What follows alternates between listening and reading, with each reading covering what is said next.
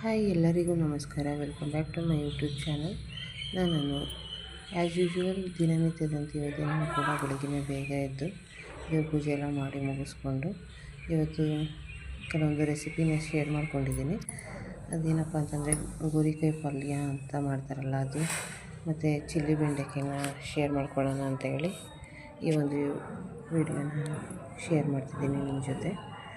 ಕೆಲವರೆಲ್ಲ ಬೆಳಿಗ್ಗೆ ಬೇಗ ಎದ್ದು ದೇವ್ರ ಪೂಜೆನ ಮಾಡಿಕೊಂಡು ನಂತರ ತಿಂಡಿ ಅಥವಾ ಏನಾರು ಅಡುಗೆ ಇತ್ತು ಅಂದರೆ ಮತ್ತು ಕೆಲಸ ಅವರವ್ರದ್ದು ಏನೇನಿದೆ ಅದನ್ನು ನೋಡ್ತಾರೆ. ಇನ್ನು ಕೆಲವರು ಬೆಳಿಗ್ಗೆನೇ ಎದ್ದು ತಿಂಡಿ ಎಲ್ಲ ಮಾಡಿ ಮುಗಿಸ್ಕೊಂಡು ಆದಮೇಲೆ ಮನೆಯೆಲ್ಲ ಕ್ಲೀನ್ ಮಾಡಿಕೊಂಡು ನಂತರ ದೇವ್ರ ಪೂಜೆನ ಮಾಡ್ಕೊತಾರೆ. ಅವರವರ ಅನುಕೂಲಕ್ಕೆ ತಕ್ಕಂತೆ ಮಾಡ್ಕೊತಾರೆ. ನನಗೆ ಬೆಳಿಗ್ಗೆನೇ ಬೇಗ ಎದ್ದು ದೇವ್ರ ಪೂಜೆ ಎಲ್ಲ ಮುಗಿಸ್ಕೊಂಡು ನಂತರ ತಿಂಡಿ ಟಿಫನ್ ಏನೇ ಇದ್ರೂ ಕೆಲಸ ಮಾಡ್ಕೊಳ್ಳೋಕ್ಕೆ ಒಂಥರ ಕಂಫರ್ಟ್ ಅನಿಸುತ್ತೆ, ಒಂಥರ ಖುಷಿ ಅನಿಸುತ್ತೆ. ಹಾಗಾಗಿ ಬೆಳಗ್ಗೆನೇ ಬೇಗ ಎದ್ದು ಪೂಜೆ ಮಾಡ್ಕೊತೀನಿ. ಇದಾಗಿತ್ತು ಇವತ್ತಿನ ಡಿಸೈನ್. ಹೇಗಿತ್ತು ಅಂತ ಕಮೆಂಟ್ ಬಾಕ್ಸ್ನಲ್ಲಿ ತಿಳಿಸಿ. ನಂತರ ತಿಂಡಿಗೆ ಅಂತೇಳಿ ಅವಲಕ್ಕಿಯನ್ನು ರೆಡಿ ಮಾಡ್ಕೊತಿದ್ವಿ. ಇನ್ನು ಅವಲಕ್ಕಿಗೆ ಒಗ್ಗರಣೆಗೆ ಅಂತೇಳಿ ಸ್ವಲ್ಪ ಎಣ್ಣೆನ ಹಾಕ್ಕೊಂಡು ಅದಕ್ಕೆ ಜೀರಿಗೆ, ಸಾಸಿವೆ ಕಾಳು ಅದೆಲ್ಲ ಹಾಕಿ ಅದು ಸಿಡಿದ ಮೇಲೆ ಒಣಮೆಣ್ಸಿಕಾಯಿ, ಕರಿಬೇವು ಮತ್ತು ಹೆಚ್ಚಿದಂತೆ ಈರುಳ್ಳಿ, ಟೊಮೆಟೊನ ಹಾಕಿ ನಂತರ ಸ್ವಲ್ಪ ಬಾಡಿದ ಮೇಲೆ ರುಚಿಗೆ ತಕ್ಕಷ್ಟು ಉಪ್ಪನ್ನು ಸೇರಿಸ್ಕೊಂಡಿದ್ದೀನಿ. ಅವಲಕ್ಕಿನ ನಾನು ನೆನೆಸಿಟ್ಟಿರಲಿಲ್ಲ, ಜಸ್ಟ್ 3 ಸಲ ತೊಳೆದೆ, ನಾರ್ಮಲ್ ವಾಟರಲ್ಲಿ ವಾಶ್ ಮಾಡಿಕೊಂಡೆ. ನಂತರ ಅದು ವಾಶ್ ಮಾಡಿಕೊಂಡು ಈ ರೀತಿ ಒಗ್ಗರಣೆಗೆ ಸೇರಿಸ್ಕೊತಾ ಇದ್ದೀನಿ. ಚೆನ್ನಾಗಿ ನೀರೆಲ್ಲ ಬಸ್ತಾದ್ಮೇಲೆ ಕೆಲವರೆಲ್ಲ ಈ ರೀತಿ ಅವಲಕ್ಕಿನ ಚಿತ್ರಾನ್ನ ಟೈಪೇ ಮಾಡ್ತಾರೆ. ಅಂದರೆ ಅರಿಶಿನ ಪುಡಿ ಅದೆಲ್ಲ ಹಾಕ್ತಾರೆ. ನನಗೇನು ಅರಿಶಿನ ಪುಡಿ ಹಾಕೋದು ಇಷ್ಟ ಆಗೋಲ್ಲ. ನಾನು ಯಾವಾಗ ಮಾಡಿದ್ರೂ ಈ ಥರ ಕಲರ್ಲೆಸ್ಸಾಗೆ ಮಾಡೋದು. ಇದಾಗಿತ್ತು ಇವತ್ತಿನ ಅವಲಕ್ಕಿ ರೆಸಿಪಿ. ನೀವು ಹೇಗೆ ಮಾಡ್ತೀರಂತ ಒಂದು ಕಮೆಂಟ್ ಬಾಕ್ಸ್ನಲ್ಲಿ ತಿಳಿಸಿ. ನಂತರ ಈ ಗೋರಿಕಾಯಿ ಏನಿದೆಯಲ್ಲ ಅದನ್ನು ಈ ರೀತಿ ಕಟ್ ಮಾಡಿ ಇಟ್ಕೊಂಡು, ಅಂದರೆ ಚಾಕುನಲ್ಲಿ ಏನು ಕಟ್ ಮಾಡಲಿಲ್ಲ, ಕೈಯಲ್ಲೇ ಈ ರೀತಿ ಮಾಡ್ಕೊಂಡಿರೋದು, ಮುರಿದು ಇಟ್ಕೊಂಡಿದ್ದೀನಿ. ಎಷ್ಟೆಷ್ಟಕ್ಕೆ ಬೇಕು ಅಷ್ಟಕ್ಕೆ ಆ ಸೈಜಿಗೆ. ನಂತರ ಅದನ್ನು ಸ್ವಲ್ಪ ಈ ರೀತಿ ಫ್ರೈ ಮಾಡ್ಕೋಬೇಕು. ಹೆಂಚು ಮೇಲೆ,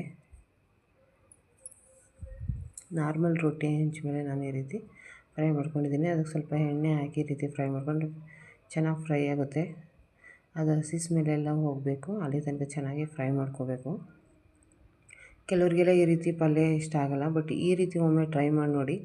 ಇದನ್ನು ಚಪಾತಿ ಆಗಿರ್ಬೋದು, ಜೋಳದ ರೊಟ್ಟಿ ಆಗಿರ್ಬೋದು, ಅಕ್ಕಿ ರೊಟ್ಟಿ ಆಗಿರ್ಬೋದು, ಅದಕ್ಕೆಲ್ಲ ತುಂಬಾ ಚೆನ್ನಾಗಿರುತ್ತೆ.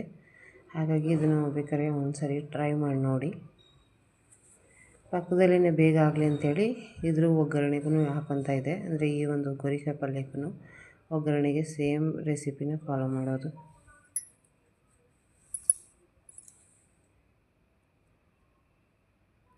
ಇದನ್ನು ಒಗ್ಗರಣೆಗೆ ಡೈರೆಕ್ಟ್ ಹಾಕೋದ್ರಿಂದ ಚೆನ್ನಾಗಿ ಬೇಯಲ್ಲ. ಹಾಗಾಗಿ ಈ ರೀತಿ ಸಪ್ರೇಟಾಗಿ ಫ್ರೈ ಮಾಡ್ಕೋಬೇಕಾಗತ್ತೆ. ನಾವು ಯಾವಾಗ ಮಾಡಿದ್ರೂ ಇದೇ ರೀತಿಯೇ ಸಪ್ರೇಟಾಗಿ ಫ್ರೈ ಮಾಡಿ ಹಾಕ್ಕೊಳ್ಳೋದು. ಕೆಲವರೆಲ್ಲ ಡೈರೆಕ್ಟ್ ಒಗ್ಗರಣೆಗೆ ಹಾಕೋತಾರೆ. ನೋಡಿ, ಹೆಚ್ಚಿದಂಥ ಟೊಮೆಟೊ, ಈರುಳ್ಳಿ, ಸಾಸಿವೆ ಕಾಳು, ಸೇಮ್ ಕರಿಬೇವು ಎಲ್ಲ ಹಾಕ್ಕೊತಾ ಇದ್ದೀನಿ ಅದಕ್ಕೆ ಒಗ್ಗರಣೆಗೆ.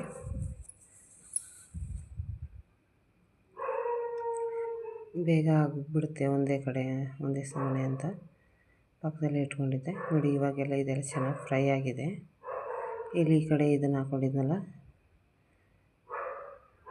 ಅದು ಬೆಂದಿದೆ. ಅದಕ್ಕೆ ಸ್ವಲ್ಪ ಉಪ್ಪು ಮತ್ತು ಸ್ವಲ್ಪ ಚಿಟಿಕೆಯಷ್ಟು ಅರಿಶಿನ ಪುಡಿ ಸೇರಿಸ್ಕೊಂಡು ಚೆನ್ನಾಗಿ ಫ್ರೈ ಮಾಡ್ಕೊಳ್ಳೋದು.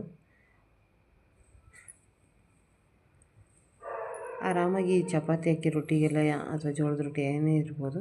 ನೋಡಿ, ಸ್ವಲ್ಪ ಮಸಾಲೆ ಪುಡಿಯನ್ನು ಸೇರಿಸ್ಕೊತಾ ಇದ್ದೀನಿ. ಅದಕ್ಕೆಲ್ಲ ಇದೊಂದು ರೆಸಿಪಿ ತುಂಬಾ ಪಲ್ಯ ಈಸಿಯಾಗಿ ಮಾಡ್ಕೋಬೋದು. ನಂತರ ಪುಡಿ ಮಾಡಿ ಇಟ್ಕೊಂಡಿರ್ತಕ್ಕಂತಹ ಶೇಂಗಾದ ಮಸಾಲೆ ಪುಡಿಯನ್ನು ಸೇರಿಸ್ಕೊತಿದ್ದೀನಿ. ಇದು ಹಾಕೋದ್ರಿಂದ ಸಖತ್ ಟೇಸ್ಟಿಯಾಗಿರುತ್ತೆ ಪಲ್ಯ. ಶೇಂಗಾ ಮಸಾಲ ಏನು ಹಾಕಿದ್ನಲ್ಲ ಅದು ನೋಡಿ, ಈ ರೀತಿ ಫ್ರೈ ಮಾಡ್ಕೊಂಡಿದ್ನಲ್ಲ ಅದನ್ನು ಇವಾಗ ಅದಕ್ಕೆ ಸೇರಿಸ್ಬಿಡ್ತಿದ್ದೀನಿ. ಇಷ್ಟೇ, ವೆರಿ ಸಿಂಪಲ್ ಪಲ್ಯದ ರೆಸಿಪಿ ಇದು. ಕೆಲವರೆಲ್ಲ ಇದಕ್ಕೆ ಚೋಳಿಕಾಯಿ ಅಂತ ಹೇಳ್ತಾರೆ, ನಮ್ಮ ಕಡೆ ಎಲ್ಲ ಗೋರಿಕಾಯಿ ಅಂತ ಹೇಳ್ತಾರೆ. ನಿಮ್ಮ ಕಡೆ ಏನಂತಾರೆ ಅಂತ ಕಮೆಂಟ್ ಬಾಕ್ಸ್ನಲ್ಲಿ ತಿಳಿಸಿರಿ. ನಂತರ ಇನ್ನೂ ಸ್ವಲ್ಪ ಖಾರ ಏನಾದ್ರು ಬೇಕಂದರೆ ಈ ರೀತಿ ಚಿಲ್ಲಿ ಪೌಡ್ರನ್ನ ಸೇರಿಸ್ಕೋಬೋದು.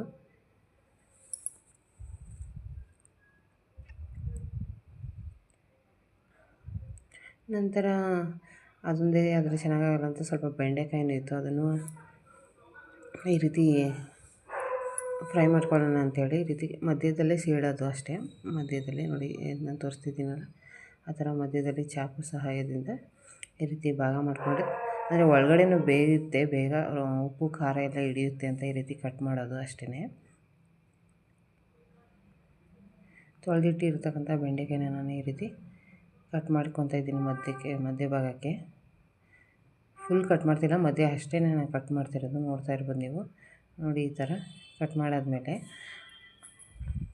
ಒಂದು ಹೆಂಚು ಮೇಲೆ ಸ್ವಲ್ಪ ಎಣ್ಣೆನ ಹಾಕ್ಕೊಂಡು ಅದ್ರ ಮೇಲೆ ಈ ರೀತಿ ಬೆಂಡೆಕಾಯಿನ ಫ್ರೈ ಆಗೋಕ್ಕೆ ಇಟ್ಕೊತಾ ಇದ್ದೀನಿ.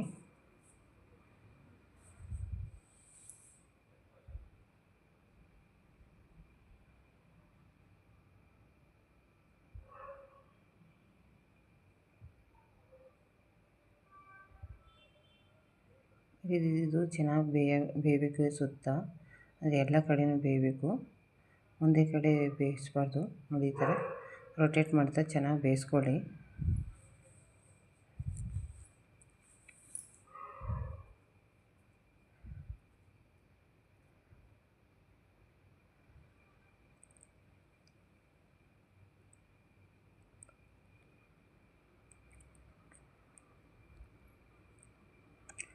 ಈ ರೀತಿ ತಿರುಗಿಸಿ ಮುರುಗಿಸಿ ಚೆನ್ನಾಗಿ ಬೇಯಿಸ್ಕೊಂಡ್ರೆ ಸಖತ್ ಟೇಸ್ಟಿಯಾಗಿ ಬರುತ್ತೆ. ನೋಡಿ ಈ ಥರ ಕೈ ಸುಡುತ್ತೆ ತುಂಬ ಬಿಸಿ ಆದಮೇಲೆ, ಹಾಗಾಗಿ ನಾನು ಸ್ಪೂನ್ ಸಹಾಯದಿಂದ ರೊಟೇಟ್ ಮಾಡ್ಕೊಂಡು ಬೇಯಿಸ್ಕೊಂಡೆ.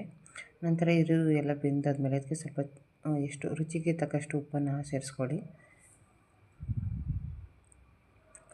ನಂತರ ಸ್ವಲ್ಪ ಚಿಲ್ಲಿ ಪೌಡರನ್ನ ಹಾಕ್ಕೊಂಡ್ರೆ ಮುಗೀತು. ಎಣ್ಣೆ ಏನಾದ್ರು ಕಡಿಮೆ ಅನಿಸುತ್ತು ಅಂತಂದರೆ ಸ್ವಲ್ಪ ಎಣ್ಣೆನ ಆ್ಯಡ್ ಮಾಡ್ಕೋಬೋದು ಈ ಟೈಮಲ್ಲಿ. ಈ ರೀತಿ ಹಾಕಿ ಮತ್ತು ರೊಟೇಟ್ ಮಾಡ್ತಾ ಈ ರೀತಿ ಮುಗಿಸ್ತಾ ಚೆನ್ನಾಗಿ ಫ್ರೈ ಮಾಡಿಕೊಂಡ್ರೆ ಇದನ್ನು ಅನ್ನಕ್ಕಾರ ಆಗಿರ್ಬೋದು, ಅನ್ನ ಸಾಂಬಾರ್ಗಾಗಿರ್ಬೋದು, ರೊಟ್ಟಿ ಪಲ್ಯಕ್ಕಾಗಿರ್ಬೋದು, ಅದ್ರ ಜೊತೆ ತಿಂತಾಯಿದ್ರೆ ಆರಾಮಾಗಿ ತಿನ್ಬೋದು. ಒಂಥರ ಉಪ್ಪಿನಕಾಯಿ ಥರ ಸಖತ್ ಟೇಸ್ಟಿಯಾಗಿರುತ್ತೆ. ನೀವು ಒಮ್ಮೆ ಬೆಂಡೆಕಾಯಿ ಪಲ್ಯ ಮಾಡಿ ಬೇಜಾರು ಅನಿಸಿದರೆ ಈ ರೀತಿ ಒಮ್ಮೆ ಟ್ರೈ ಮಾಡಿ ನೋಡಿ, ಸಖತ್ತಾಗಿರುತ್ತೆ. ಅದೇ ಇವತ್ತು ಏನು ಮಾಡಿದೆ ಅಂತಂದರೆ, ಟೀ ಮಾಡೋಕ್ಕೆ ಇಟ್ಟಿದ್ದೀನಿ ಒಲೆ ಮೇಲೆ, ಅದು ಇದು ಕೆಲಸ ಮಾಡ್ತಾ ಹೊರಗಡೆ ನಂಗೆ ಟೀ ಇಟ್ಟಿರೋದೇ ಮರ್ತೋಗ್ಬಿಟ್ಟಿತ್ತು ಒಲೆ ಮೇಲೆ.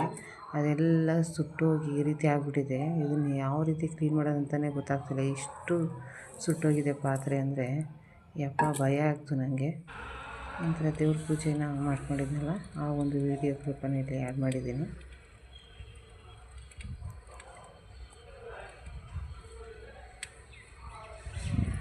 ಒಂದು ಪುಟ್ಟದಾದಂತಹ ದೇವ್ರ ಮನೆ ಇಷ್ಟೇ ಇರೋದು. ನಾನು ಚಿಕ್ಕದೊಂದು 2 ಫೋಟೋ ಇಟ್ಕೊಂಡಿದ್ದೀನಿ. ನಮ್ಮನೆ ದೇವ್ರು ಬಂದು ವೀರಭದ್ರೇಶ್ವರ ಸ್ವಾಮಿ.